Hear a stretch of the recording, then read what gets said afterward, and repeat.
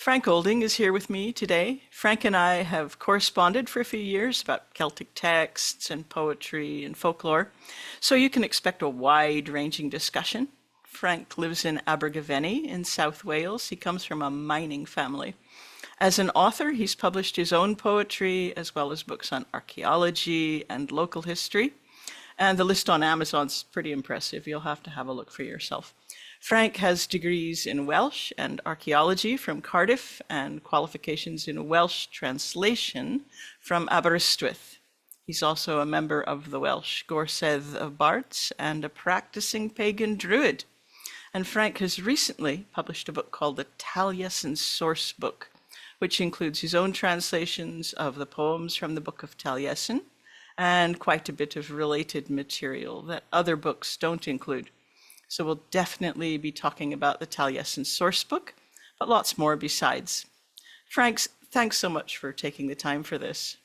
You're very welcome. Thanks for the invitation. This should be a very interesting experience. So we first met online when I was talking to people about horse disguise traditions like Mary Lwyd and such things, the old horse in Yorkshire. And you have a Mary Lwyd that you take out. How did you come to be doing that?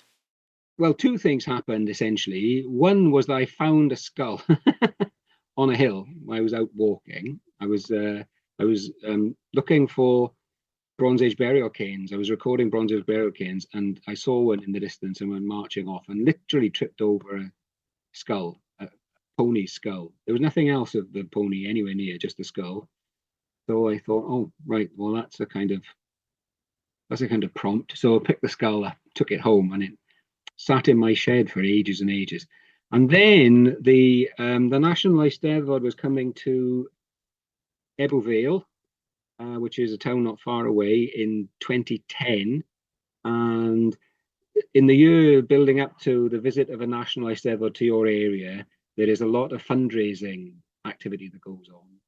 And we figured that we would use the Mary to help raise some funds, and we would take her around Abergavenny on the old New Year and see if we could raise some money for the Eisteddfod. So that was the spur needed really to get the Mary out of the shed, the skull out of the shed, and actually turn her into a Mary. And then we got into the habit. And apart from COVID, apart from 2 years, I think, maybe 3, we've done it every year since. And now we use the money for the local food bank or a local charity. And it's become part of the tradition really in Abergavenny at Hen Galan, the old New Year, to January the 11th, dead on this year. We'll take her out. I've been carrying the Mary all that time, but this year, perhaps it's because I'm getting older, we're Ostler, the man who leads the Mary, because of course you can't see anything when you're actually being the Mary. The man who leads the Mary can't do it anymore. So I'm going to be the ostler this year, who'll be leading the Mary, and we've got a young lad, a young farmer, who's going to be actually carrying, he'll be the hot and sweaty stuff. He'll be actually carrying the Mary this year. So we'll see how that goes. Well, you'll get to see what's going on and talk to people this year. Yes, exactly. Because normally all you see, you can't see anything. In fact, you're entirely dependent on the person leading you, even in the pubs. Yes, so that's how it came about. You were one of the few people that I interviewed when I was doing that project who kind of opened up about something like a spiritual dimension to doing the horse disguise. Maybe that was because, I was interviewing men, and they don't, easily open up about that, which is fine. That's fair enough. But you talked about it a little. I don't think it needs to be spiritual to be a valid tradition, But do you think the Mary Lwyd was a spiritual tradition in the past, or how do you look at it? I think it was. For me, it's an important part of my spiritual life, the Mary, and particularly when thinking about Epona, potentially Rhiannon. Of course, that's still quite controversial.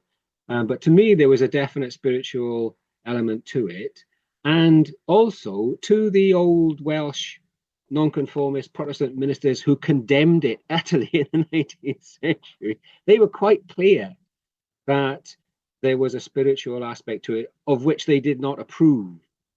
And so, for instance, in the village where I was brought up, in Blaenau, the Mari was still very strong until the 1880s. But in the 1850s, the local minister, a man called Nevydd, that was his bardic name, he wrote a booklet condemning the Mari. Now, in condemning the Mari, he left us the most detailed account of how it was actually done, which he used, though, of course. I'm sure he's spinning in his grave. And he condemned it simultaneously as being pagan and papist.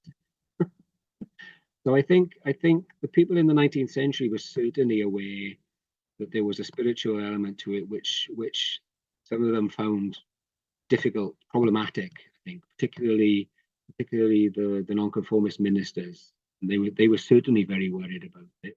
The other accounts we have of it tend to concentrate on the rowdiness of it, that it's that it's quite a rowdy thing to do, and that was the problem that they had with it, and of course that it involved drinking, and of course the Welsh nonconformists famously are well, there are two kinds of Welsh people. There are chapel people and there are pub people.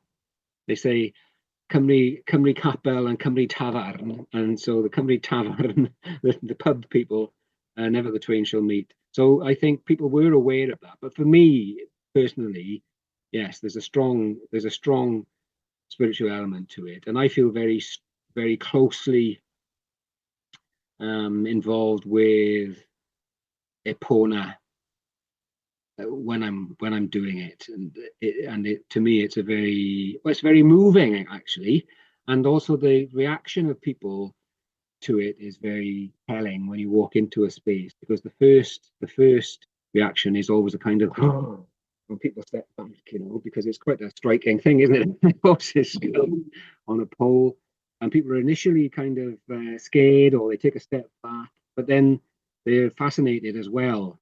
There's a very powerful atmosphere created when you go into a space with the Mari. Yes, so I for me at any rate, there's a very important spiritual aspect to it. Do you think it's being re-paganized or reinvented? It seems like outside of Wales, there's a bit of that going on. Do you think that's a good thing? I do think it's some people are a bit worried, because there are Maris all over the place now. I mean, it has taken off over the last few years. I know some people worry about that. Some people, say about cultural appropriation. It never bothers me. If people are engaging with Welsh culture because they get something out of it, whatever it is that they get out of it, that's fine by me. I think most people these days, I think most of the younger people that are involved with the Mari are definitely on the pagan spectrum, and it's the same with things like the Border Morris sides and that kind of thing, and it forms a part of their annual round of ceremony, I think, and tradition. And I don't think that's a bad thing at all. One of the things we do stick to in Abergavenny is that we do the Mari in Welsh. We don't do it in English. We do give out leaflets so that the people can follow what the songs are. If there are people there who don't speak Welsh, they can follow what's going on. But we've never made the switch. I know that some groups have made either to a bilingual situation or they do it in English. We've never done that. We got the songs that are local to our area from the 1850s, and we kind of stick to those. But I think that it's a very powerful tradition. People in the north do it now, and it's never been a thing in the north. I mean, in our north, in North Wales and Anglesey, people do it there now. I mean, traditionally it was a Glamorgan and Gwent tradition, but it's spread all over the place, and I think that can only be a good thing. You can even get Mari Lwyd kits now. Make a Mari Yeah, the cardboard ones. I've yes, seen them. exactly. exactly. Which I think is probably a step too far, but still, not everyone can trip. Not everyone can trip over a horse's skull, can they? On the mountain? So around the time of that long ago interview, what it's been 6 years or something now, Mm, you sent me one of your poems about creating your marry, and it really stuck with me, that poem. So would you share that with us yes, in both certainly. Welsh and English? Because it's not so long. So Yes, certainly.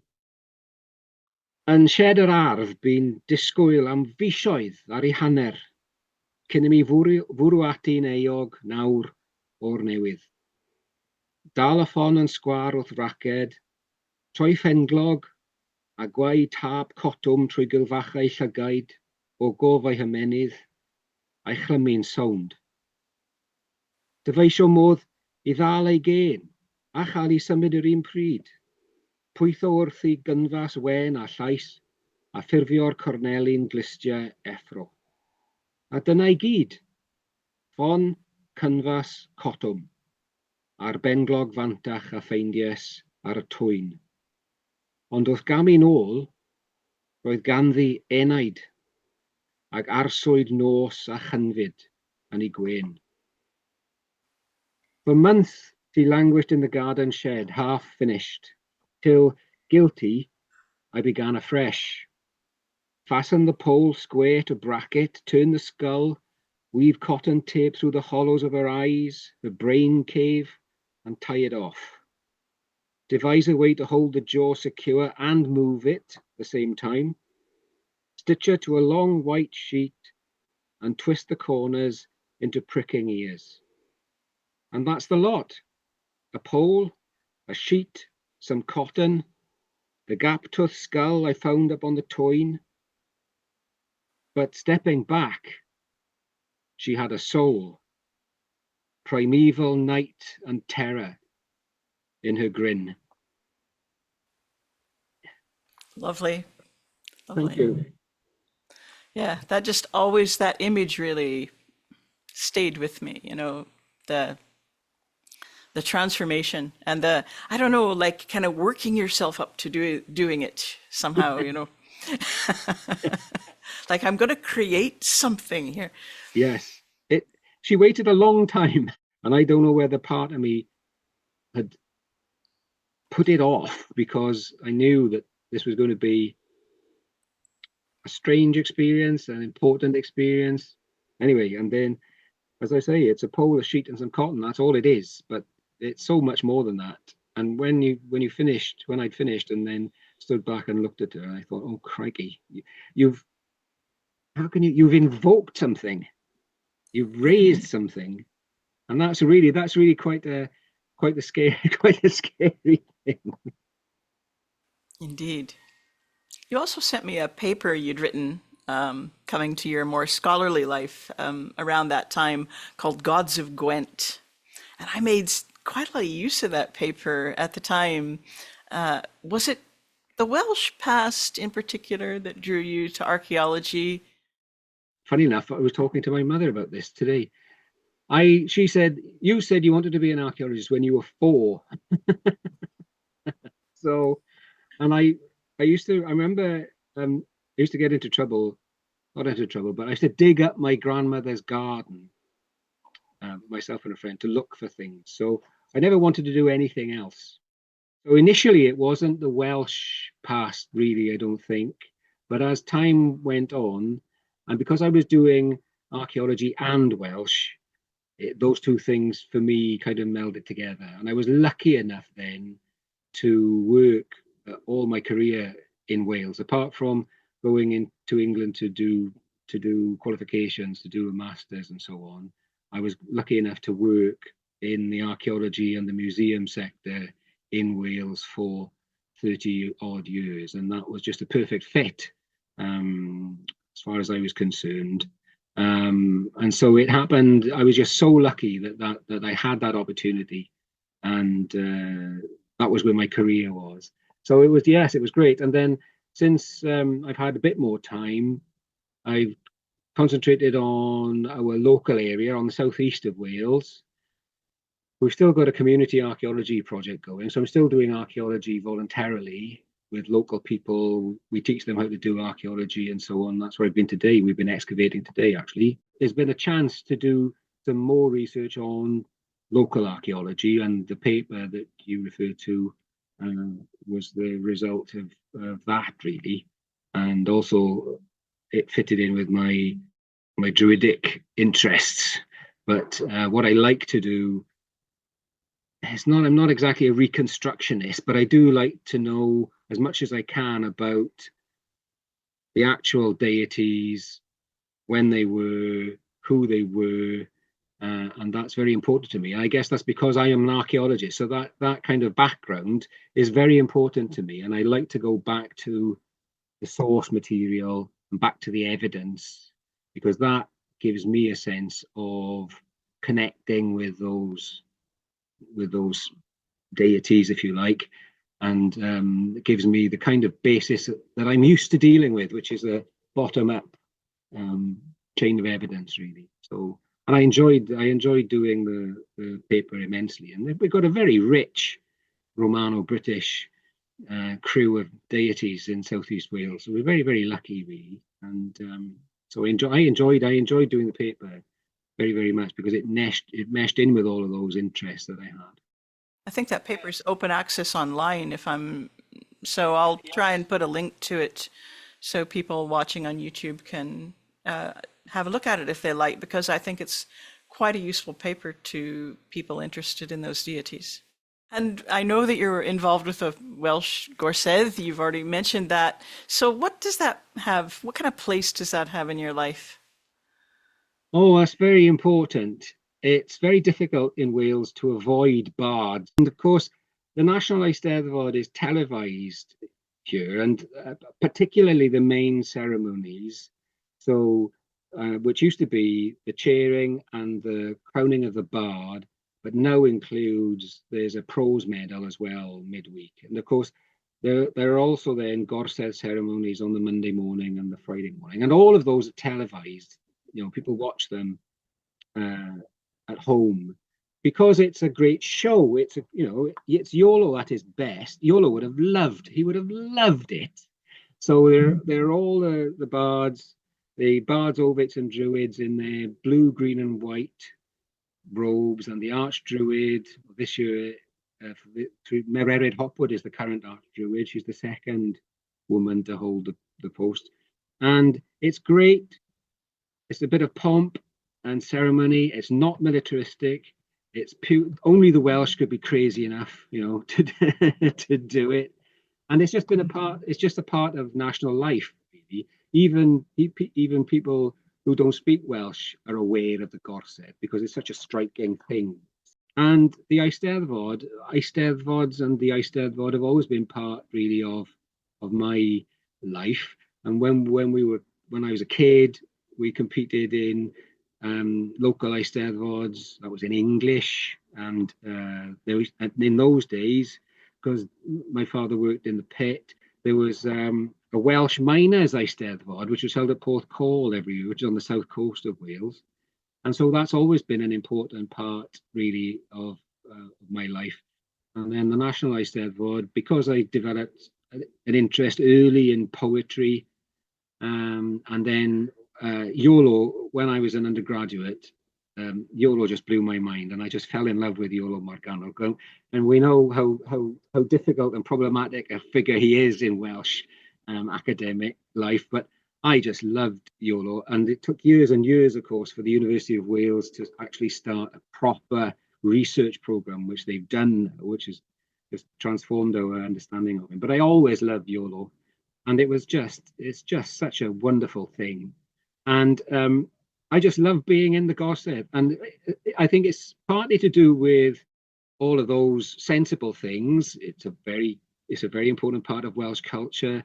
The National Eisteddfod helps to maintain Welsh culture and the Welsh language, and there's all of that. But also, twice a year, you get to dress up in these fantastic robes, which are just brilliant, blue, green, and white, and it's all Velcro and stuff underneath, but it looks so great.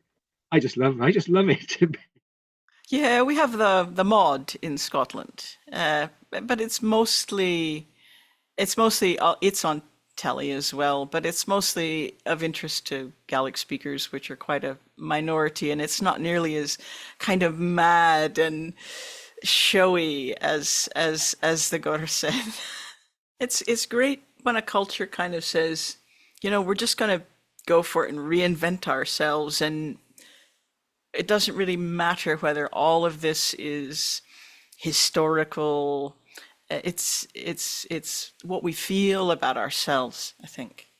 It's so important, and it's a bit like I suppose it's a bit like Scottish traditions, some of them going back to Walter Scott. But what happens on a serious level is that these things, usually with their big R romantic roots, don't they? That's where they tend to descend. But they obviously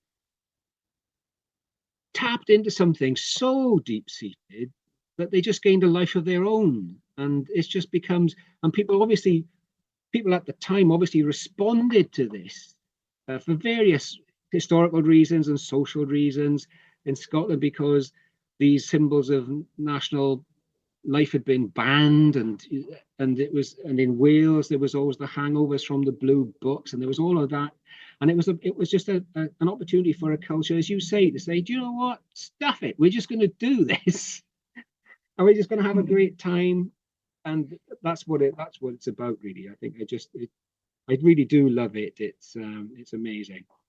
You sent me a poem recently that was your entry to the National Eisteddfod, and it's a long poem, but would you share a bit of it with us? You Yes, know which certainly. bits I'd like to hear, I think. Certainly, yes. Yes, this was for the chair, which is for poetry in the traditional meters. I mean, some of the same meters that go back to Taliesin's time, some of them. So this one is called Bryd. Yn dair o fflamau'r machlud yr hydem a'i harfau, blis a'i bairdd ag yn hyrfem. Yn ei gwewyr fe gaiem a'i clwyfau, ar eni a'i waiau, rhin a weiem. Yn ddwy gan wir yn rhwygwyd, ein hawydd, ein hawen a ddofwyd. Di ymadferth nerth a nwyd hen linach a leianwyd. Yn un o'i twyll, o'i ferch ac anhwyllau, o rwygo'r pridd, o'i fydraig i'r praeddiau. Hyglyw arnaf yw caglai dyfates, fi, a santes, yw'r fitraf o'i seintiau. Bryd. As Trinity, from sunset's flames we conjured arms, roused lust in poets. In their agonies we closed their wounds, wove spells around their birth pangs. Torn in two by men, our desires, our muses tamed. Old lineage now professed a nun, bereft of strength and passion. Made single by deceit, I'm the virgin of the candles. By the tearing up of earth, midwife to flocks. I smell of dung, of sheep. I, devout, the filthiest of their saints. Thank you. You're welcome. The next piece you asked, what was called, is a fox. Cadno. That's the southern word for a fox. Cadno. Llwynog, they call llwynog or madin in the north. And this is a thing that really happened, and it's in the Cywydd meter, much beloved of Dafydd ap Gwilym. Creulonach ddiwedd tachwedd y Gwent sy'n fflangellu'n gwedd. Eisoes a ddewir cesair. Ar gerddinen medd hen air, eiron sy'n ernes eira, a rhaid ar ddefaid ar dda. Gan olrhain dwy reinwynt yn ddi-rain ar glawdd rhyw hint, tithiad draw heb fraw heb frys, yn wystol rhifain ei ystlys i eira, rhew a newin, yn heth y gweindiroedd hyn. Dwy glist a niben cennau, yn fawr o hyd, a rhif rai.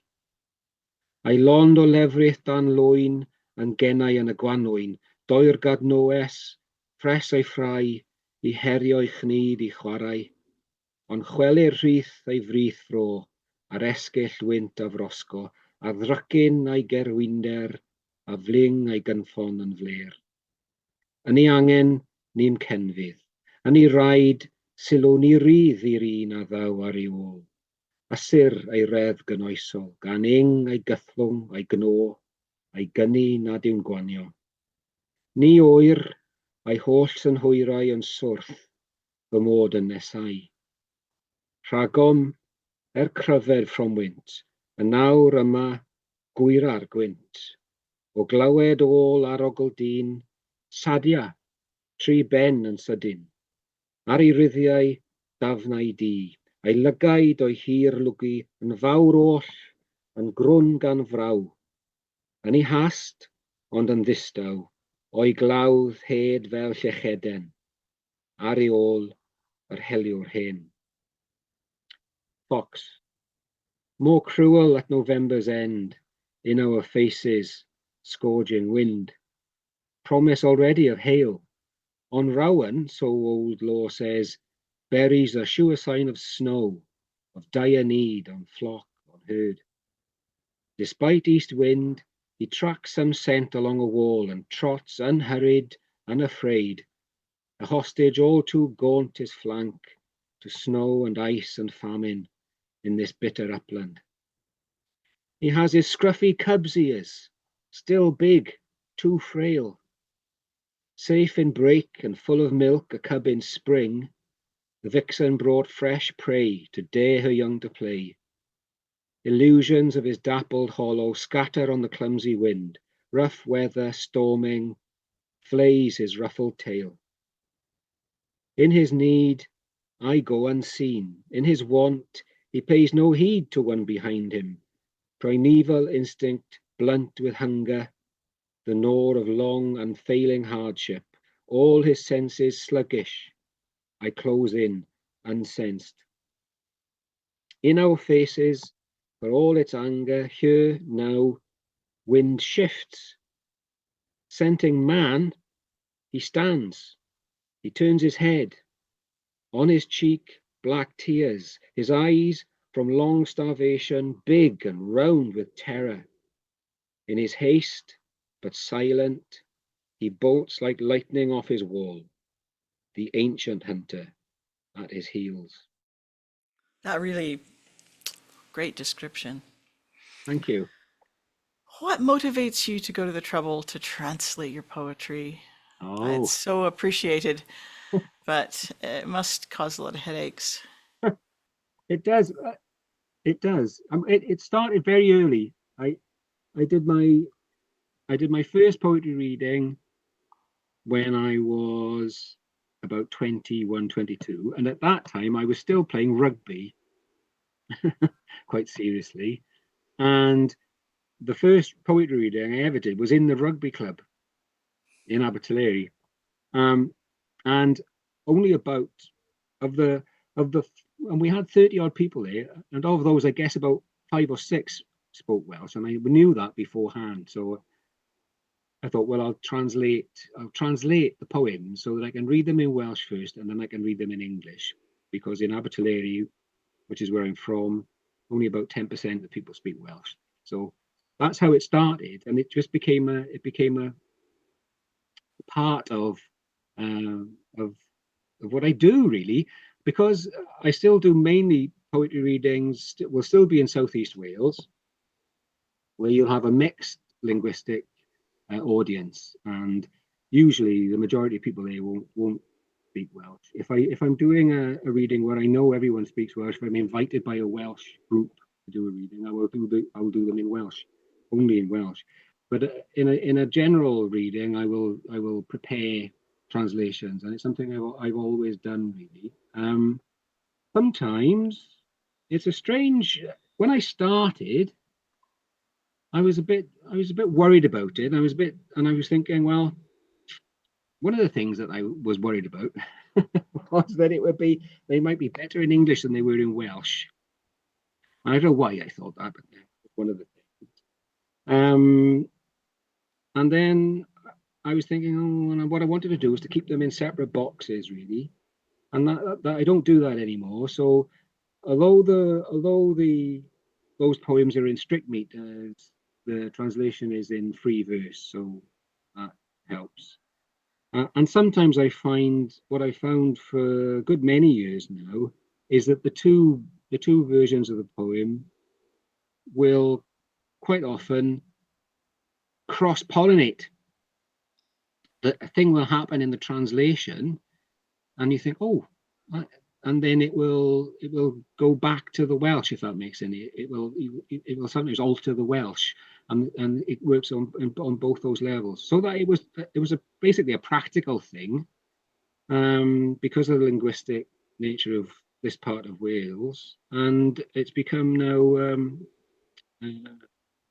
a part of the process in some ways, and also because my family were always asking. My mother, who doesn't speak Welsh, would say, "Well, what's the poem about?" I'm trying to explain what a poem is about. So I would say, "Oh well, I'll do a translation, and I will make it as much as I can."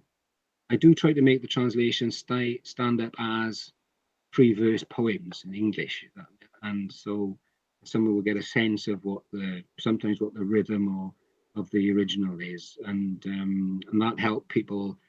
Instead of my having to explain what the poem was about, I could give them a translation. Well, read that, and then you know. Well, you've had lots of practice translating poetry, I suppose that Yeah. would too, which kind of leads us neatly to your new book. I understand that you started translating the Taliesin poems for the British Druid Order. How did that all come about? It was a kind of a lockdown project, really, during COVID. And the British Druid Order that I've been involved with for quite a while were revising their bardic. So they do distance teaching courses, as usual, bardic, Ovate, and Druid. And their bardic course, which I did, they were revising. They decided that the lockdown period would be a good period to revise, and they had been using. And I guess I kind of put myself in the position because they had been using old translations of Taliesin. I said, these translations are not really very good. And Grey Wolf, Philip Shallcross, the leader, said, "Oh well, will you do some for us then? Just do half a dozen of the legendary poems and see, and we can use them then in our revised bardic course." So yeah, fine. And as I say, it was during lockdown. It was a lovely summer. It was a beautiful spring and summer. We were in the garden a lot and sitting in the garden. I did quite a number of the translations actually sitting in the garden during lockdown, and then sent them in batches. The ones that they asked for. So they would ask for ones that they were particularly interested in, because the story of Taliesin is very important in their courses, and the same with other Druid organizations as well. And but by the time I'd done X number for them, and I thought, well, I've probably done about half of them now. I might as well, in my naivety, I thought I might as well do the other half, and see where we go from there. So that's how it actually came about. That's how it started, anyway. And then when I got to realize that I've done quite a lot of it, and then I was thinking, the story of Taliesin and the figure of Taliesin is so important in the neo-pagan kind of world, for lots of people, lots of pagans and people who are interested in Druidry. And there are lots of books about Taliesin and all that interest. And then there's Robert Graves in the background as well. And I was thinking, what you could really do with is to have all the Taliesin material together. So you can have the stories, have the poems, have the historical poems, have the historical background, and then people who want to write books about Taliesin from now on, or in my naivety, I thought, well, then they'll have a decent basis to work from. And that's how it came about. I approached a couple of publishers and didn't get any response, really. It was strange times after all. But when I approached Green Magic and Pete Gotto, who runs Green Magic, he just said, yeah, we'll. And it was a big leap for them because they've never done a specifically Welsh title. And I was really surprised, and I was really grateful to them. And they just said, "Oh yeah, we'll do this. Let's do this." They said, and that's how it came about, really. We should probably backtrack though, because there'll be some listeners who are going, what's the Book of Taliesin and what's he talking about with historical and legendary? So can you give those listeners a little potted Yeah. Well, seminar? the Book of Taliesin is one of our national treasures, of course. It's in the National Library of Wales. It's one of what been called the four ancient books of Wales: the Book of Taliesin, the Book of Aneirin, the Black Book of Carmarthen, and the Red Book of Herges. It's a terrifyingly small book. When you go to see it at the National Library, it's tiny. It's about 7 inches tall by about 4 inches across. It's the size of an old-fashioned small paper bag. And you think that's just so vulnerable. That is just so fragile, that thing. Anyway, it's got written in the first third of the 14th century, and it's got what people at the time considered to be the kind of collected poetic works of Taliesin, chief bard of the West, as he was called by then. And what it's got is several layers of poetry in it. There are 12 poems which the academic world generally still, or some argument, considers to be the historic core of Taliesin, so that there was an actual historical poet in the 6th century called Taliesin who wrote poems in praise of his patrons, a man called Brochfael and Urien, Creged and Owain, the son of Urien. And so there are 12 historical poems that deal with the political and military situation in the Old North, in what's now Northern England and Southern Scotland in the 6th century. Then there are a bunch of legendary, what we call the legendary poems, that are the poems that are probably most interest and probably best known among neo-pagans and Druids, which deal with transformations. The Battle of the Trees is probably the most famous, and Praedde Arnoven, the Spoils of Arnoven. There are also prophetic poems, which mostly foretell the utter destruction of the English and the eventual triumph of the Welsh in glory in the time to come, of course, which is an ancient tradition. And then there are a bunch of overtly Christian poems. So it's a compendium of all the poetry that in the first third of the 14th century people ascribed to or thought had been composed by or belonged to.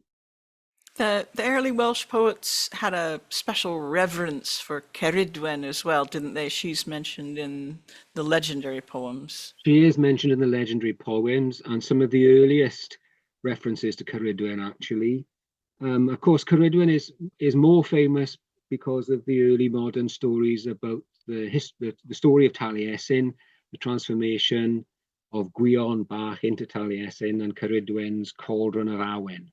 But what's obvious from when you read the material that's in the Taliesin collection, but also other poets, particularly of the 12th and the early 13th century, and they have a very strong relationship with Cerridwen. And there are several poets that make reference to their Awen, their muse, their inspiration coming from Cerridwen's cauldron. And that's very, very early. So by the 12th and 13th century, Welsh bards believed that their inspiration came from the cauldron of Cerridwen. They also hedge their bets and they say, and it comes from God as well. It comes from the Holy Spirit, but it comes from Cerridwen.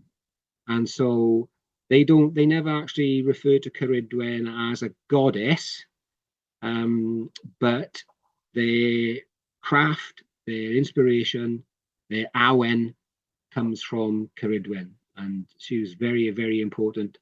And that seems to be, by about the 14th century, that kind of dies away. And later poets are much less willing to acknowledge that the Awen comes from Cerridwen, because by the 14th, 15th century, she's being portrayed as more of a witch than a creatrix, if that makes any sense. But yes, And certainly within the milieu of the Book of Taliesin, one of the poets that we think is one of the poets that assumes the persona of Taliesin was called Prydydd y Moch, the poet of the pigs, for some reason, which we don't know why, but Llywach ap Llywelyn was his real name.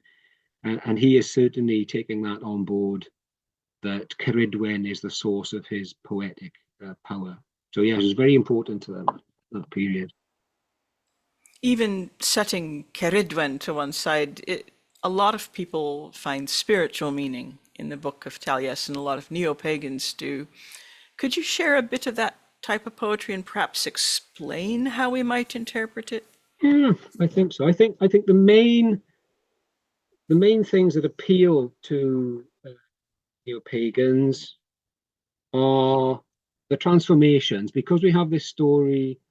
We have the kind of guiding story of a personal transformation. So Gwion Bach, who is stirring the cauldron of Cerridwen, of course, Cerridwen is making this potion for her very ugly son. The 3 drops of awen fly out of the cauldron onto Gwion's thumb, and he puts his thumb in his mouth, and he immediately becomes imbued with poetry and prophecy and shape-shifting. And in the Book of Taliesin, there are lots of references to the shape-shifting, which is tied in with the story of Cerridwen and Gwion Bach. And also tied in with that also are questions about the natural world and what we know about the natural world, and how do we know, and how does Taliesin know? So I think what people respond to quite often are what we call in Welsh a rhithia. And a rhith means a form, an appearance, a transformation. And this is what I think a lot of people respond to, the rhithia. And they start right at the beginning of, for instance, in the Battle of the Trees, the most famous. Bym yn lliaw rhith cyn bym disgyfrith. Bym cleddyf cilfrith o'r adaf pan rith. Bym deigr yn awyr, bym serwal sir, bym gair yn llythyr, bym llyfr yn rhyfder, which means I was in many forms before I was freed of restraint. I was a slender mottled sword forged by hand. I was a droplet in air. I was the star's radiant starlight. I was a word in script. In my prime, I was a book. I was lantern light for a year and a half together. I was a bridge that spanned 60 estuaries. I was a path. I was an eagle. I was a coracle at sea. I was the fizz in drink. I was a drop of rain in a shower. I was a sword in hand. I was a shield in battle. I was a harp string and a 9 years enchantment and foam in water. I was a fire's sparking tinder. I was a tree in a forest fire. I am not one who does not sing. I have sung since boyhood. And it's that, I think that driving transformation is one of the things that really appeals to people. It's also, of course, you can interpret that in many ways, and people have. Of course, in the 18th century, and for a long time in the 19th century, what people were convinced was that these were the remains of Druidic wisdom, that this is in some way what's left of all of that lost Druidic wisdom, which was never written down, but was maintained by the bards. Now, of course, that was an idea that fell out of favor, but is now coming back in, really, because people are realizing that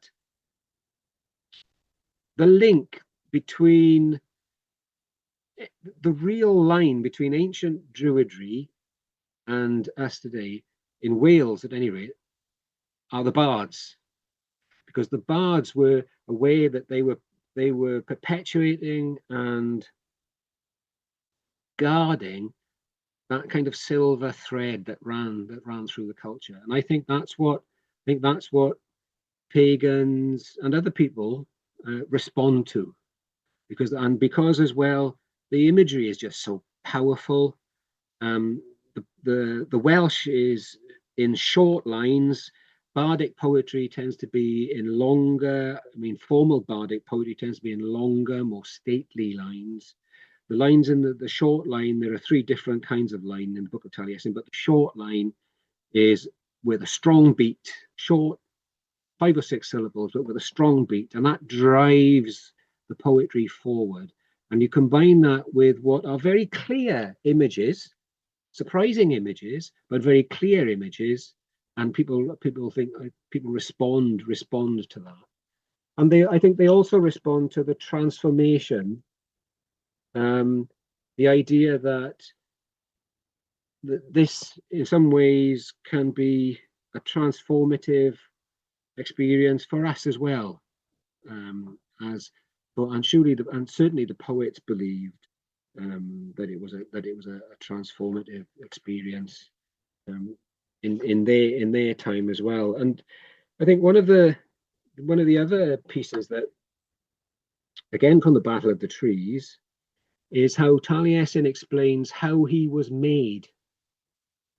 And it's very similar in some ways to the way Blodeuwedd is made. Nid o fam a thad, pan am digonad, am creu, am creuad, o naw rhydd llafanad, o ffrwythau, o ffrwyth byw ddechrau, o friallu a blodau, o flawd gwydd a goddau, o brydd o bryddred pan am digoned, o flawd danat, o dwfwr ton nawfed am swynos I fath, cyn bîm diamath, am swynos I wydion, mawrid o Brythron. Not from father and mother was I made. My creation was created for me from 9 forms of element, from fruits, from God's fruit in the beginning, from primroses and flowers, from blossoms of trees and shrubs, from earth, from sod was I made, from nettle blossom, from the water of the 9th wave. Math conjured me before I was completed. Gwydion conjured me. Great enchantment made by a magic staff, by Eirwys, by Eiron, by Eiron, by Modron, by 5 skilled enchanters was I reared. And one of the important things there, I think, is we're used to the idea of math and Gwydion conjuring, creating magically. Blodeuwedd, Gwydion, of course, plays tricks on the men of the south.